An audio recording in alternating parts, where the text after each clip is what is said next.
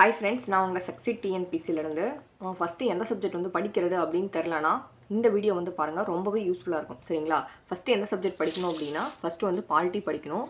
Polity எத்தனாவதாக இருக்குது அப்படின்னா அழகு 4 வந்து இருக்குது. அடுத்தது என்ன படிக்கணும் அப்படின்னா எக்கனாமிக்ஸ் வந்து படிக்கணும். எக்கனாமிக்ஸ் அப்படின்னு பார்த்தீங்கன்னா நமக்கு அழகு 5 வந்து கொடுத்துருப்பாங்க. அதுக்கப்புறம் எக்கனாமிக்ஸும் நம்ம முன்னே வந்து யூனிட் 9 படிச்சுட்ருக்கோம், இந்திய வளர்ச்சி நிர்வாகம், இது வந்து படிக்கணும். இது படிச்சுட்டு அதுக்கப்புறம் தமிழக வரலாறு மற்றும் பண்பாடும் அதுக்கப்புறம் ஐஎன்எம்மும் சேர்த்து கொடுத்திருப்பாங்க. ஓகேவா? அது படித்தோம் அப்படின்னா இதில் ஒரு 15 கொஷின், இதில் ஒரு 20 கொஷின். அதுக்கப்புறம் பாருங்கள், தமிழ்நாட்டின் வரலாறு பண்பாடு அழகு 6ல் ஒரு 20 கொஷின். ஓகேங்களா? இதில் ஒரு 10 போட்டோம்னாலும் இதில் ஒரு 10 போட்டோம்னாலும் இதில் ஒரு 10 போட்டோம்னாலும் நமக்கு 30 வந்துடும். சரிங்களா? அப்போ ஃபஸ்ட்டு நம்ம எதுக்கு இம்பார்ட்டன்ஸ் கொடுத்து படிக்கணும் அப்படின்னா பாலிட்டிக் ஃபஸ்ட்டு படிக்கிறோம். பாலிட்டியில் ஒரு 10 கொஷின் போட்டுறோம். எக்கனாமிக்ஸ் யூனிட் 9 படித்து அதில் ஒரு 10 கொஷின்ஸ் போட்டுறோம். அதுக்கப்புறம் பார்த்தீங்கன்னா தமிழ்நாடு வரலாறு பண்பாடு இது படிச்சிங்கன்னா இதில் ஒரு 10 கொஷின்ஸ் வந்து போட்டுறோம். சரிங்களா? இதிலே 30 கொஷின்ஸ் வந்துருச்சு. மேக்ஸில் ஒரு 20 கொஷின் போட்டோம்னா 50 கொஷின். ஓகேவா? அதுக்கப்புறம் நம்ம மீதி இருக்கு இல்லையா, அதுக்கப்புறம் நம்ம இந்திய தேசிய கமலாம் ஏற்கனவே படித்ததான். எப்படி அதுலேருந்து ஒரு 4 கொஷின், அதுக்கப்புறம் ஜாகிரஃபிலேருந்து ஒரு 2 கொஷின்ஸ் கரெக்ட் ஆகும். அதுக்கப்புறம் சயின்ஸ்லேருந்து கண்டிப்பாக 2 கொஷின்ஸ் வந்து கரெக்ட் ஆகும். ஓகேவா? இதுலேருந்து பார்த்தோம் அப்படின்னா ஓரளவுக்கு நம்ம அதில் ஒரு 10 கொஷின்ஸ் போட்டுருவோம். 160. தமிழில் ஒரு 80 போட்டாலும் நமக்கு 140 ப்ளஸ் வந்து வந்துடும்.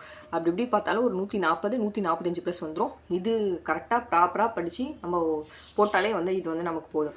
அதுதான் ஃபஸ்ட் நான் என்ன சொல்கிறேன்னா பாலிட்டியில் 15 கொஷின்ஸ் கேட்குறாங்கன்னா 10 கொஷின்ஸ் நம்ம வந்து சாலிடாக போகணும். ஏன்னா பாலிட்டி நம்ம அடிக்கடி ரிப்பீட்டடாக படித்தது தான். அதனால் அதில் வந்து நமக்கு ஒரு டவுட்டுமே வந்து கிடையாது.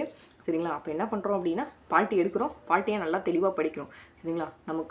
நம்மளோட டார்கெட் வந்து 15 கொஷினா, 15 கொஷினுக்கு ஒரு 12 ஒரு 13 கரெக்டாக போடணும் அப்படின்னு நினச்சாதான் ஒரு 2 தப்பாகி 11 வந்து நிற்கும். அதே மாதிரி எக்கனாமிக்ஸ் எடுத்துக்கிட்டிங்க அப்படின்னா ஒரு சில டாபிக்ஸ் எல்லாம் படித்தாலே நம்ம போட்டுடலாம். இந்திய பொருளாதாரத்தோட இயல்புகள், 5ஆண்டு திட்டம் படித்தா திட்டக்குழு நிதியக்குலேருந்து ஒரு கொஷின்ஸ் வரும். இந்திய ரிசர்வ் வங்கி, நிதி ஆணையம், இதெல்லாமே ரொம்ப ஈஸியானதான். நம்ம அடிக்கடி ரிப்பீட்டட் தான். குரூப் 4 ஏற்கனவே படித்ததான் திருப்பி ஒரு டைம் ரிப்பீட் பண்ணோம் அப்படின்னா ஈஸி தான்.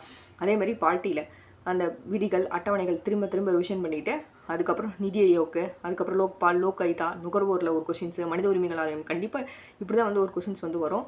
நம்ம அந்த அளவுக்கு கொஞ்சம் டீப்பாக எஃபோர்ட் போட்டு வந்து படிக்க ஆரம்பிக்கலாம். சரிங்களா? அதுக்கப்புறம் அழகு 6ல் தமிழ்நாட்டின் வரலாறு பண்பாடு மற்றும் சமூக அறிவியல் இயக்கங்கள் இருக்குது. அதில் 20 கொஷின்ஸ் கேட்குறாங்க அப்படின்னா தொழில் கண்டுபிடிப்புகள்லாம் ஏற்கனவே நம்ம படித்தது தான், ஸ்கூல் புக்கில் நம்ம படித்ததான்.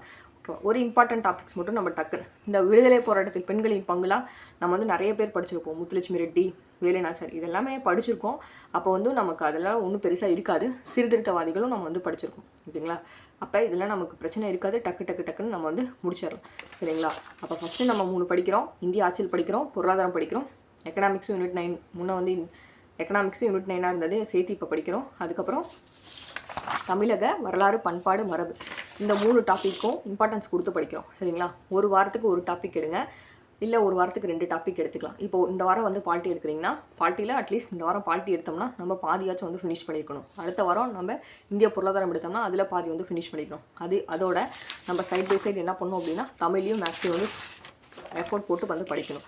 தமிழில் ஃபஸ்ட்டு இலக்கணம் லைனாகவே முடிச்சுட்டு வந்துடலாம். எத்தனை 7 இருக்குது அப்படின்னா ஃபஸ்ட்டு லைனாகவே ஒரு வாரத்துக்கு ஒரு டாபிக் முடிக்கிற மாதிரி நம்ம பிளான் பண்ணி ஷெடியூல் போட்டு வந்து படிச்சிடணும்.